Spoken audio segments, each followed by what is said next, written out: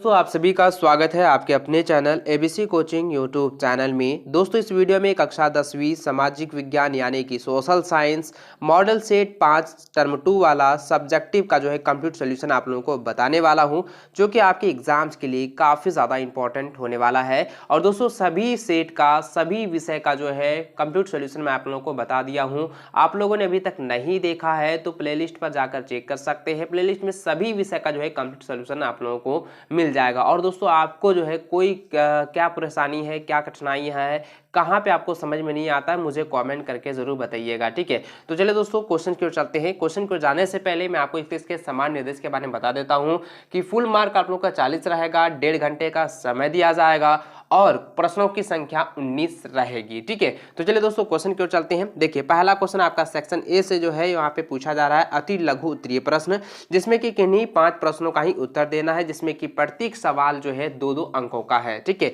देखिए इसका पहला क्वेश्चन आप देख सकते हैं स्क्रीन पर। यहाँ पे पूछा जा रहा है कि पशुओं में प्लेग की तरह फैलने वाली बीमारी को क्या कहते हैं। तो देखिए दोस्तों यह जो क्वेश्चन है घुमाकर पूछा गया है, यह क्वेश्चन पहले भी सेट में दिया गया था। तो इसका आंसर आपको इस प्रकार लिखना है कि पशुओं में प्लेग की बीमारी को रेडरपेस्ट कहते हैं। ठीक है, रेडरपेस्ट के बारे में आप लोगों ने जानते ही है कि यह जो है संक्रामक बीमारी है, पशुओं में फैलने वाला है, जिसमें यहाँ पे आगे लिखना है कि जिससे 1890 के दशक में हजारों में अफ्रीका के पशु मर गए और जिससे स्थानीय लोगों की आजीविका और अर्थव्यवस्था पर बड़ा प्रभाव पड़ा। तो इस तरीके से आपको आंसर दे देना है। अगला क्वेश्चन आपका यहाँ पे 2 नंबर है कि भाप इंजन का आविष्कार किसने किया था। तो दोस्तों आपको लिखना है कि भाप इंजन का आविष्कार थॉमस न्यूकोमैन यानी कि 1663 से लेकर 1729 ईस्वी में किया था। इस इंजन का खदानों और कुओं से पानी निकालने में 50 वर्षों तक उपयोग होता रहा।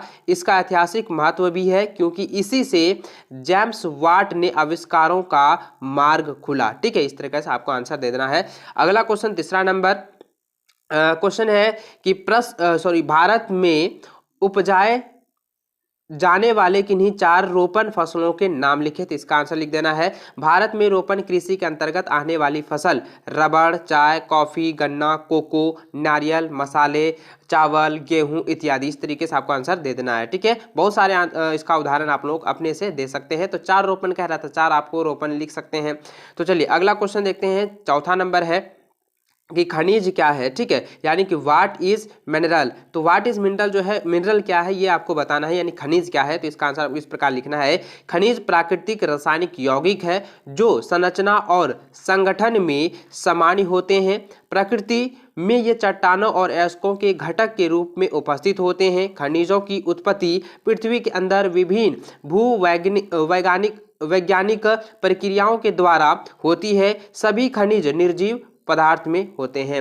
अगला क्वेश्चन है 5 नंबर, पूछा जा रहा है कि भारत में राजनीतिक दलों की संख्या कितनी है। तो देखिए दोस्तों भारत में राजनीतिक दलों की संख्या पूछा जा रहा है, तो आपको जो है ईस्वी वर्ष जो है आप लोगों को बताना है। तो ऐसे आंसर देना आपको कि 15 अप्रैल 2019 की तारीख में चुनाव आयोग की वेबसाइट पर राष्ट्रीय दलों की संख्या 7 और राज्य स्तरीय दलों की संख्या 35 और गैर मान्यता प्राप्त पंजीकृत राजनीतिक दलों की संख्या 2044 दर्ज की गई थी। इस तरीके से आपको आंसर देना है। अगर आप ऐसे लिखेंगे कि डायरेक्ट लिखेंगे कि 2044 है तो ये नंबर आपका कट जाएगा। ठीक है, तो इस तरीके से आपको परिभाषा के अनुसार लिखना है, जैसे मैं आपको बता रहा हूँ इसी तरह से सटीक आंसर आप लोगों को देना है। ये नहीं कि आधा अधूरा आंसर दे दिए उसके बाद क्या होगा कि नंबर कट हो जाएगा, फिर बाद में आप सोचोगे अरे यार थोड़ा सा हम ऐसे कर देते तो इसका नंबर मेरा मिल जाता। तो देखिए ऐसे गलती मत करना, मैं जो आपको बता रहा हूं इसी तरह से आपको लिखना है। ठीक है, देखिए छठा नंबर क्वेश्चन है कि बहुजन समाज पार्टी की संस्थापक कौन थे। तो बहुजन समाज पार्टी के संस्थापक जो है कांसी राम थे। ठीक है, चलिए अब 7वां नंबर है कि मुद्रा को विनिमय का माध्यम क्यों कहा गया है। देखिए दोस्तों मुद्रा का जो विनिमय है ये काफी इंपॉर्टेंट चैप्टर है, काफी इंपॉर्टेंट सवाल भी है और मुद्रा के विनिमय से रिलेटेड कई सारे क्वेश्चन आप लोगों ने भी देखा होगा। मुद्रा के विनिमय का मतलब हो गया कि मुद्रा से हम किसी भी वस्तु को खरीद सकते हैं, बेच सकते हैं। तो इसका आंसर इस प्रकार लिखना है कि क्योंकि मुद्रा विनिमय प्रक्रिया में मध्यस्थता का काम करती है इसलिए इसे विनिमय का माध्यम कहा जाता है। ठीक है, अगला क्वेश्चन देखिए लघु उत्तरीय प्रश्न से है, जिनमें कि यहाँ पे कहा जा रहा है कि किन्हीं 5 प्रश्नों के ही आप लोगों को उत्तर देना है। ठीक है, देखिए पहला क्वेश्चन, G77 की स्थापना क्यों की गई, ये काफ़ी इंपॉर्टेंट है, जो कि आप सभी के लिए यह रटना बहुत ही अनिवार्य है। इसको आप हो सके तो इसको अच्छे से रट लीजिएगा। ठीक है, क्योंकि ये जो क्वेश्चन 8 नंबर आप देख रहे हैं, ये आपके बोर्ड एग्जाम में 100% आने वाला है। ये मैं लिख के दे रहा हूँ, 100% ये बोर्ड एग्जाम में फंसने वाला है। देखिए इसका क्वेश्चन यहाँ पे क्या पूछा जा रहा है, मैं आपको फिर से बता देता हूँ। यहाँ पे क्वेश्चन कह रहा है कि G77 की स्थापना क्यों की गई। तो इसका आंसर आपको इस प्रकार लिखना है कि G77 की स्थापना 15 जून 1964 को की गई। अफ्रीका, एशिया और लैटिन अमेरिका के विकासशील राष्ट्रों का एक संगठन है। शीत युद्ध के साय में अफ्रीका और एशिया के नव स्वतंत्र राष्ट्रों में अपनी आर्थिक विकास एवं सुरक्षा और विश्व व्यापार नीति में अपनी सुविधा प्राप्त करने के लिए G77 बना था। तो देखिए दोस्तों, मैं आपको बता दूं कि G77 जो होता है, क्या होता है वास्तव में, यह जो है एक दूसरे देशों से जो है ये जुड़ा होता है। ये जो है आर्थिक व्यवस्था को जोड़ने का काम करती है। ठीक है, तो ये इस तरीके से आपको आंसर लिख देना है। अगर खाली इतना सा कहे कि G77 क्या होता है, तो इतना सा खाली बता दीजिएगा कि G77 जो है अन्य यानी कि 2 देशों के बीच जो है आर्थिक व्यवस्थाओं को जोड़ती है, जोड़ने का काम करती है। इस तरीके से आप देख सकते हैं। अगला क्वेश्चन देखिए 9 नंबर, यहाँ पे क्वेश्चन है कि पहले विश्व युद्ध के समय भारत का औद्योगिक उत्पादन क्यों बढ़ा। तो इसका आंसर इस पॉइंट बाय पॉइंट आप लोगों को बताना है। तो देखिए पहला पॉइंट आपको लिखना है कि निम्नलिखित तरीके से बढ़ा है। तो पहला पॉइंट है कि जब ब्रिटिश मिले युद्ध काल में सेना की जरूरतों को पूरा करने के लिए उत्पाद की व्यवस्था थी, तो तब भारत के मैनचेस्टर का आयात कम हुआ। दूसरा लिखना है कि अचानक भारतीय मिलों की आपूर्ति के लिए विशाल बाजार मिल गया।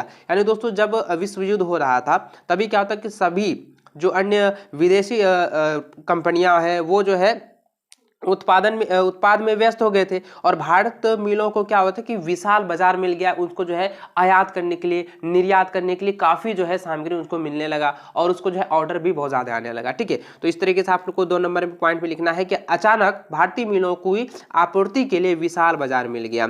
और तीसरा पॉइंट लिखना है युद्ध लंबा खींच गया तो भारतीय कारखानों में भी फौज के लिए बोरियां, वर्दी, तंबू, चमड़े के जूते, घोड़े व खच्चर की जीन तथा अन्य कई सामान बनने लगे। उसका लिए ऑर्डर भी उसका मिल गया था युद्ध के समय में। ठीक है, तो उसका चौथा पॉइंट आपको लिखना है कि नए कारखाने लगाए गए और पुराने में कई पालियों में काम होने लगा।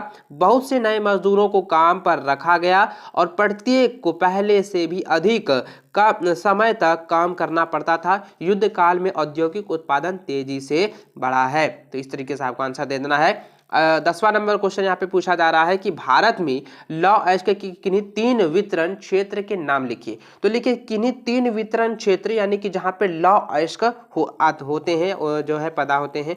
तो आपको यहाँ पे आंसर इस तरीके से देना है कि भारत में लौ अयस्क के वितरण के क्षेत्र, पहला लिखना है मध्य प्रदेश, कर्नाटक, बिहार, उड़ीसा, गोवा, महाराष्ट्र, आंध्र प्रदेश, केरल, राजस्थान और तमिलनाडु। इस तरीके से आंसर आपको दे देना है। ठीक है, 11 नंबर क्वेश्चन यहाँ पे देखें तो यहाँ पे पूछा जा रहा है कि लोकतंत्र में राजनीतिक दलों की जरूरत क्यों है। तो इसका आंसर जो है इस प्रकार लिखना है कि राजनीतिक दलों की निम्नलिखित आवश्यकताएं हैं। तो इसके जो है 3-4 पॉइंट आप लोगों को दर्शा देना है। जैसे कि यहाँ पे पहला पॉइंट है कि नीतियों को बनाना। ठीक है, तो यहाँ पे लिखना है बिना राजनीतिक दलों के लोकतंत्र के बारे में कल्पना करना ही असंभव है, क्योंकि अगर दल ना हो तो सारे उम्मीदवार स्वतंत्र और निर्दलीय होंगे, तब इनमें से कोई भी बड़े नीतिगत बदलाव के बारे में लोगों से चुनावी वादे करने की स्थिति में नहीं होगा। दूसरा पॉइंट लिखना है कि सरकार की संदिग्ध उपयोगिताएं। तो इसका आंसर आपको इस तरह लिखना है, थोड़ा सा डिफिनेशन करके, कि सरकार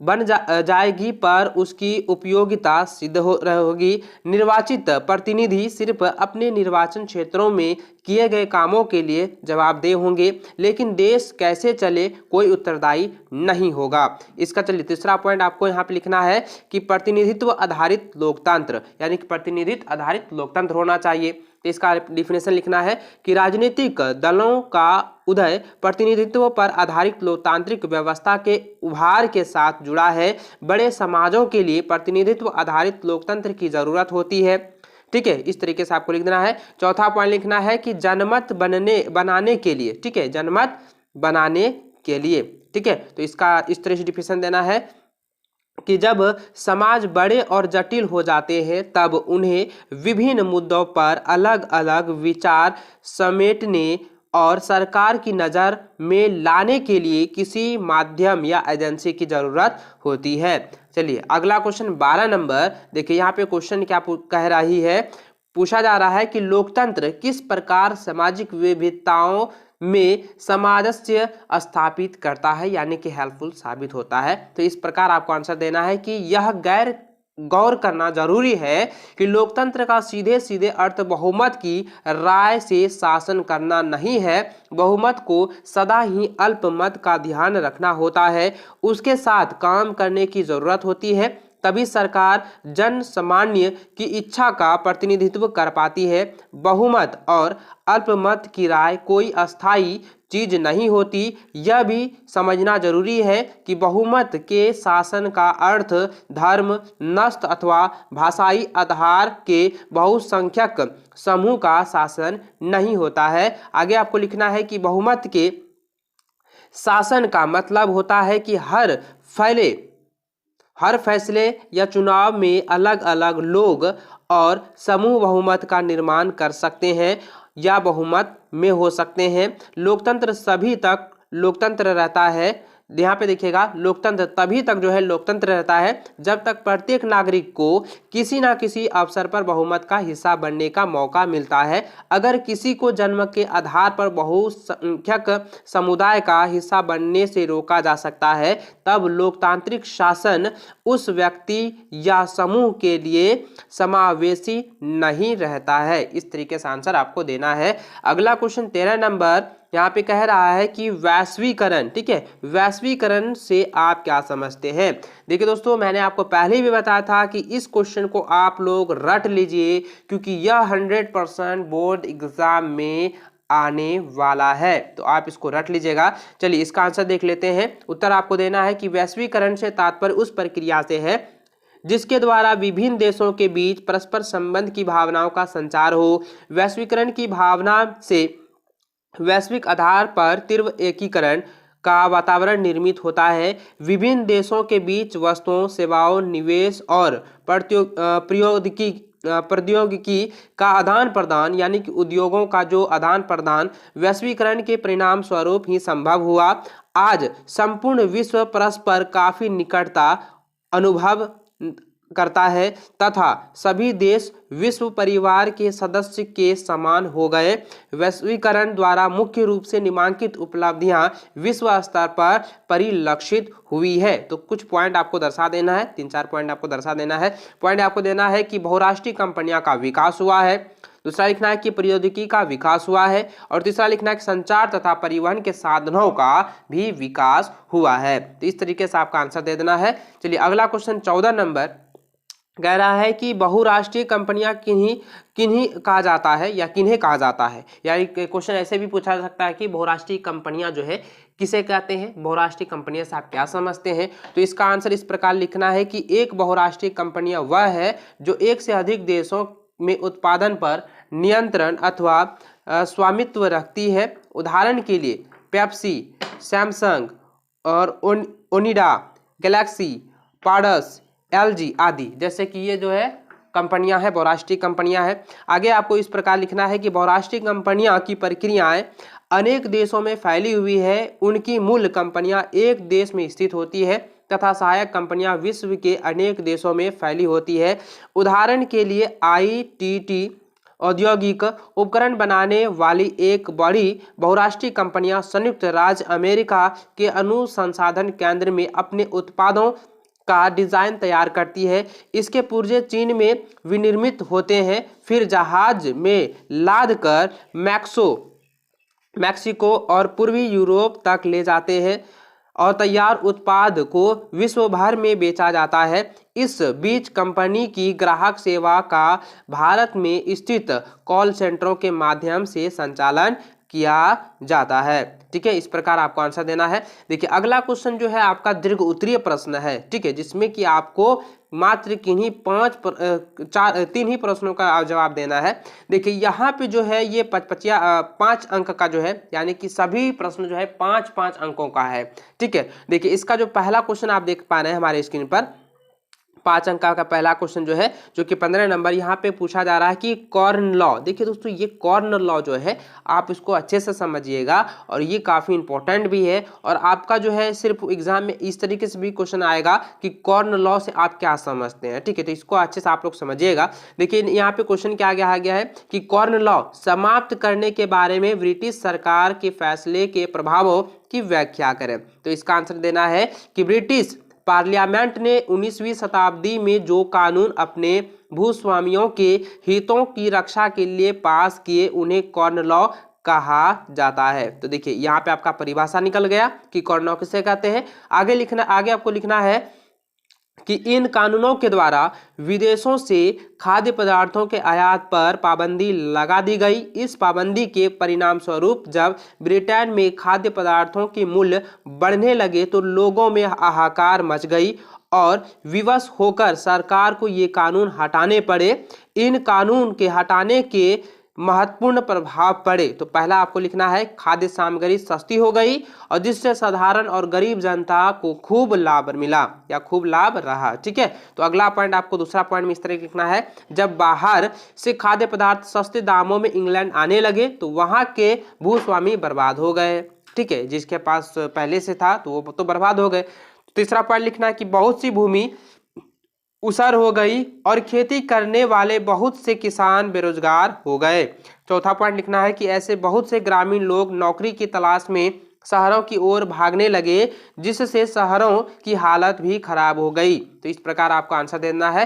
देखिए दोस्तों अगला जो 16वां नंबर क्वेश्चन है ये इंपॉर्टेंट है। मैंने पहले भी बताया था, जो नेक्स्ट वीडियो मैंने आपको बताया है मॉडल सेट का, उसमें भी आपको बताया कि राजनीतिक दल वाला ये चैप्टर इंपॉर्टेंट है। इससे हर एक क्वेश्चन आप लोग को अच्छे से कर लेना है। राजनीतिक दल से आप क्या समझते हैं, राजनीतिक दलों की भूमिका, राजनीतिक दलों का जो है सुझाव या राजनीतिक दलों का सुधारने का उपाय में चर्चा, ये सब जो है काफी इंपॉर्टेंट सवाल है। देखिए यहाँ भी जो क्वेश्चन पूछा जा रहा है 16 नंबर, देखिए यहाँ क्या क्वेश्चन कह रहा है कि राजनीतिक दलों के सुधार के उपायों की चर्चा करें। तो यहाँ पे है राजनीतिक दलों को किस तरह से हम सुधार क्या कर सकते हैं उस पर चर्चा करनी है। तो कुछ पॉइंट बाय पॉइंट आप लोगों को बताना है। ठीक है, तो देखिए यहाँ पे इस तरह से आपको आंसर देना है कि लोकतंत्र में कामकाज के लिए राजनीतिक पार्टियां बहुत ही महत्वपूर्ण है, क्योंकि दल ही लोकतंत्र का सबसे ज्यादा प्रकट रूप है। इसलिए यह स्वाभाविक है कि लोकतंत्र के कामकाज की गड़बड़ियां के लिए लोग राजनीतिक दल को ही दोषी ठहराते हैं। अतः चुनौतियों का सामना करने के लिए दलों को सुधारने के लिए कुछ सुझाव निम्नलिखित है। तो आपको पहला लिखना है कि विधायकों और सांसदों का दल बदल करने से रोकने के लिए संविधान में संशोधन किया गया। देखिए ये जो क्वेश्चन है वो सेट 1 में दिया गया है। ठीक है, तो इसका आगे आपको लिखना है कि नए कानून के अनुसार अपना दल बदलने वाले सांसद या विधायक को अपनी सीट भी गंवानी होगी, उन्हें इसे मानना होता है। ठीक है, तो दूसरा पॉइंट आपको लिख देना है कि उच्चतम न्यायालय ने पैसे और अपराधियों का प्रभाव कम करने के लिए यह आदेश जारी किया कि चुनाव लड़ने वाले हर उम्मीदवार को अपनी संपत्ति का और अपने खिलाफ चल रहे आपराधिक मामलों का ब्यौरा एक शपथ पत्र के माध्यम से देना अनिवार्य कर दिया गया है। तीसरा पॉइंट लिखना है कि चुनाव आयोग ने एक आदेश के जरिए सभी दलों के लिए संगठित चुनाव करना और आयकर का रिटर्न भरना जरूरी कर दिया है। आगे पॉइंट में लिखना है कि राजनीतिक दल एक निश्चित अनुपात में महिलाओं को टिकट दें, दल के प्रमुख पदों पर भी औरतों के लिए आरक्षण की व्यवस्था की जाए। ठीक है, इनके अलावा राजनीतिक दलों पर लोगों द्वारा दबाव बनाकर जैसे आंदोलन और मीडिया आदि के द्वारा भी संभव हो सकता है। इस प्रकार लोकतंत्र मजबूत हो सकता है। ठीक है, इस प्रकार आपको आंसर देना है। ठीक है, अगला क्वेश्चन आपका 17 नंबर है। देखिए यहाँ पे क्वेश्चन पूछा जा रहा है कि ऋण के औपचारिक और अनौपचारिक स्रोतों के अंतर को स्पष्ट करें। तो इसका अंतर इस प्रकार लिखना है कि ऋण के औपचारिक स्रोत, तो यहाँ पे पहले पॉइंट लिखना है कि ये सरकार द्वारा पंजीकृत होते हैं, जैसे कि बैंक और शाकाहारी सहकारी समितियां। तो दूसरा पॉइंट लिखना है कि इनका ब्याज दर निश्चित होता है, ठीक है, यानी कि ये सरकारी पंजीकृत जो होते हैं इसका ब्याज जो है निश्चित होता है। तीसरा पॉइंट लिखना है कि इनसे ऋण लेने पर शोषण नहीं होता है। चौथा लिखना है कि इसकी निगरानी आरबीआई करती है और इनका जो उद्देश्य है वो सामाजिक कल्याण के लिए ऋण प्रदान करना होता है, ठीक है। उसके बाद आपको लिखना है ऋण के अनौपचारिक स्रोत, इसके भी कुछ पॉइंट दे देना है 3-4 गो, ठीक है। तो पहला पॉइंट लिखना है कि ये सरकार द्वारा पंजीकृत नहीं होते, जैसे कि साहूकार, व्यापारी और रिश्तेदार आदि, ये जो है कोई जो है पंजीकृत नहीं होते हैं और इनका ब्याज अनिश्चित होता है, ठीक है। यहाँ पे देखिए दूसरा पॉइंट लिखना है कि इनका ब्याज दर निश्चित नहीं होता है। तीसरा में लिखना है कि इन स्रोतों से ऋण लेने पर शोषण होता है और चौथा लिखना है कि इनकी निगरानी आरबीआई नहीं करती है, इनका उद्देश्य केवल लाभ कमाना होता है। जैसे व्यापारी से आप कर्ज लोगे या साहूकार से लोगे तो इससे जो है उसका सिर्फ यही उद्देश्य होता है कि हम सिर्फ उसका लाभ ले सके, इंटरेस्ट ले सके, ठीक है। चलिए देखिए 18वां नंबर क्वेश्चन यहाँ पे पूछा जा रहा है कि भारत ने चाय की खेती कहाँ की जाती है, इनके आवश्यक भौगोलिक परिस्थितियों का वर्णन करें। देखिए ये जो भूगोल का जो सवाल है ये काफी इंपॉर्टेंट है, कृषि चैप्टर से है, पूछा गया है कि भारत में चाय की खेती कहाँ की जाती है और इसके अलावा इसके लिए जो है जो भौगोलिक परिस्थितियां होती है उसके बारे में आपको बताना है। तो चलिए इसका आंसर आप लोगों को इस प्रकार लिखना है कि जलवायविक दशाएं, पहले लिखना है, पहला तापमान में लिखना है चाय का पौधा उष्ण और पोषण कटिबंधीय जलवायु में भली भांति उगाया जा सकता है। चाय की झाड़ियों को उगाने के लिए वर्ष भर उष्ण, नम और पलारहित जलवायु की आवश्यकता होती है। पलारहित का मतलब ये हो गया कि थोड़ा शुष्क अर्थात जैसे आर्द्रता नमी वाला जलवायु की जो है आवश्यकता होती है। चाय की झाड़ियों को 25 डिग्री सेंटीमीटर सेमी से अधिक तापमान, ठीक है, यानी कि 25 डिग्री सेमी से जो है अधिक तापमान की आवश्यकता होती है। दूसरा पॉइंट लिखना है कि वर्षा में, ठीक है, तो चाय के पौधों को 150 सेमी से लेकर 250 सेमी यानी कि 250 सेमी के बीच भारी वर्षा की आवश्यकता होती है। वर्ष भर समान रूप से होने वाली वर्षा इसके विकास में सहायक होती है, ठीक है, इस प्रकार आपको लिखना है। और तीसरा में लिखना है कि मृदा, इस पौधे को हल्की दोमट मृदा की जरूरत होती है। मृदा ह्यूमस तथा लौह मात्रा में संपन्न होनी चाहिए। चाय मृदा की उर्वरकता समाप्त कर देती है, इसलिए रासायनिक उर्वरकों तथा खाद की आवश्यकता होती है, ठीक है। इसके बाद आपको जो है उत्पादक लिख देना है कि प्रमुख चाय उत्पादक राज्य असम, पश्चिम बंगाल, जैसे कि दार्जिलिंग की पहाड़ियाँ, जलपाईगुड़ी जिले, ठीक है, तमिलनाडु तथा केरल। इनके अतिरिक्त जो है हिमाचल प्रदेश, उत्तराखंड, मेघालय, आंध्र प्रदेश तथा त्रिपुरा भी चाय का उत्पादक राज्य है। इस प्रकार आपको आंसर दे देना है। चलिए 19 नंबर क्वेश्चन आप देखें दोस्तों, 19 नंबर जो क्वेश्चन यहाँ पे कहा रहा है कि मानचित्र को पढ़कर दिए गए नाम चिन्हित क्षेत्र के सामने लिखिए नवेली, कोयला खान, नवेली, कोयला खान, झारिया, रानीगंज, दिग्बोई, मुंबई हाई और सिंगरेनी। तो इस जो आपका ये मानचित्र दिया गया है इसमें जो आपका यहाँ पे देखिए ये जो चिन्हित किया गया है, ये जो अंकित आप लोगों को देख पा रहे हैं यहाँ पे इस तरह से जो अंकित किया गया है उस पर आपको जो है अंकित करना इन सभी नामों को। तो ठीक है, तो यहाँ पे जो है नक्शे में जो चिन्हित संख्या है उसके यहाँ पे क्रमशः यहाँ पे लिखा हुआ हूँ। उसके बाद आपको लिखना है पहला जो नंबर हो जाएगा वो हो जाएगा नवेली, कोयला खान। दूसरा में आपको लिखना है झारिया, रानीगंज। तीसरा आपका दिंगबोई, चौथा मुंबई हाट और पांचवा हो जाएगा सिंगरेनी। ठीक है, तो आपकी जो एग्जाम में क्या होगा कि यहाँ पे 1 2 3 इस तरीके से लिखा होगा, जो कि यहाँ पे आपको देख पा रहे हैं। ये पॉइंट जो दिया गया है ये पॉइंट नहीं रहेगा, वहाँ पे आपको सिर्फ जो है 1 2 3 जो है अंकित किया रहेगा। ठीक है, तो दोस्तों ये इस वीडियो में जो है मैंने जो है आप लोगों को मॉडल सेट 5 का कंप्लीट सॉल्यूशन बता चुका और सामाजिक विज्ञान का पूरा जो है खत्म हो चुका है। और आपने अभी तक और भी सेट नहीं देखा है तो प्लेलिस्ट पर जाकर एक बार चेकआउट कर लीजिएगा, वहाँ पे सभी विषय का जो है मॉडल सेट का जो है कंप्लीट सॉल्यूशन आप लोगों को मिल जाएगा। तो इस वीडियो को लाइक शेयर करते हुए चैनल पर पहली बार आए चैनल को जरूर सब्सक्राइब कर लीजिएगा। तो चलिए मिलते हैं नेक्स्ट वीडियो में, तब तक जय हिंद, वंदे मातरम।